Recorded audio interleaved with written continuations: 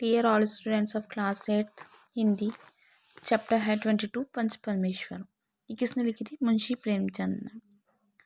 इसमें अलगू चौधरी और जुम्मन शेख में गाढ़ी मित्रता थी, बहुत गहरी मित्रता थी अलगू चौधरी और जुम्मन शेख में। अलगू चौधरी ने जुम्मन शेख के पिता से उसके साथ ही शिक्षा पाई थी। क्या पाई थी? शिक्षा। दोनों को एक दूसरे पर पूरा भरोसा था और गाढ़े समय में दोनों मित्र एक दूसरे का साथ खुलकर देते थे। अब अलगू चौधरी कहीं बाहर जाता तब अपना घर जुम्मन के भरोसे छोड़ जाता। इसी तरह जुम्मन शेख अपने घर द्वार की जिम्मेदारी अलगू चौधरी को सौंप जाता था। ठीक है। आगे जुम्मन की एक वृद्ध मौसी थी। जुम्मन के सिवा इस दुनिया में उसका कोई नहीं था। वह जुम्मन के साथ ही रहती थी। जब तक उसने अपने खेत और घर की संपत्ति जुम्मन के नाम नहीं लिख दी तब तक उसकी पूरी खातिरदारी होती रही। लेकिन दंपति लिखने ही उसकी खातिरदारी में कमी आ गई। यहाँ तक कि रोटी दाल तक के लाले पड़ने लगे। जुम्मन की पत्नी गर्म मिजाज की थी। वो रोटियों के साथ कड़वी बातें भी कहने लगी। बुढ़िया न जाने कब तक जिएगी। 2-3 बीघे उसर जमीन क्या दे दी, मानो हमें खरीद लिया। जितना रुपया उसके पेट में झोंक चुके उतने से तो अब तक गांव खरीद लेते। जुम्मन भी निष्ठुर हो गया था। कुछ दिन बाद क्या हुआ, खालाजान ने सुना और सहा, पर जब न सहा गया तब जुम्मन से शिकायत की। जुम्मन ने उसकी ओर कोई ध्यान नहीं दिया।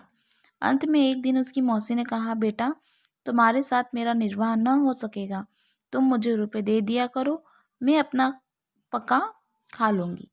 जुम्मन ने दुष्टता से उत्तर दिया, रुपए के यहाँ फैलते हैं। मौसी ने नम्रता से कहा, मुझे कुछ रुका सूखा चाहिए भी कि नहीं।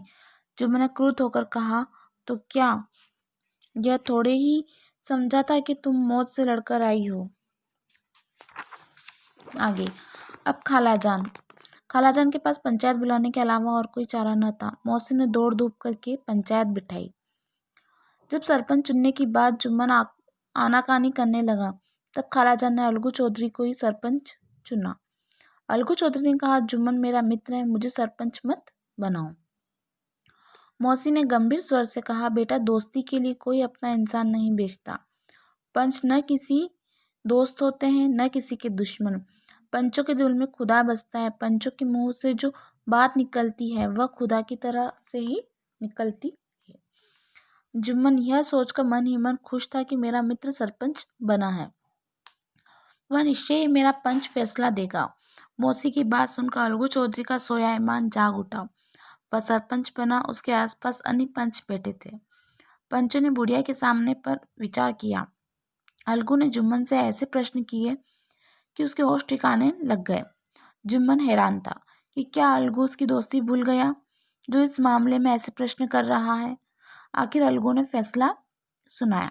जुम्मन शेख, पंचों ने इस मामले पर विचार कर लिया। हमारी राय यह है कि मौसी के खेत से इतनी कमाई होती है कि उसके महावर खर्च दिया जा सके।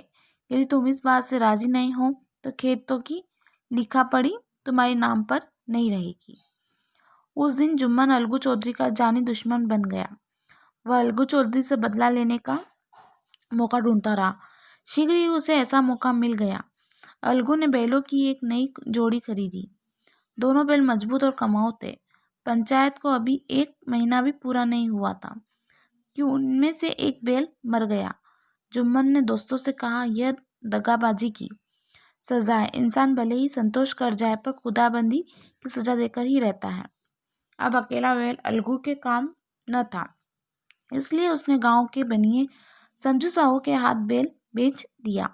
1 माह में बैल का दाम चुकाने का वायदा ठहराया।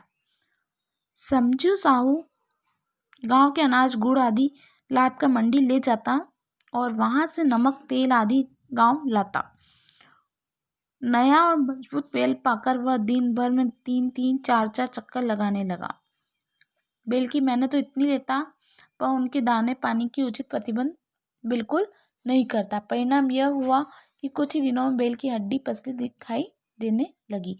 आज अपन इस वाले पेज ही रीड करेंगे, कल अपन आगे वाला पेज रीड करेंगे। Okay, thank you.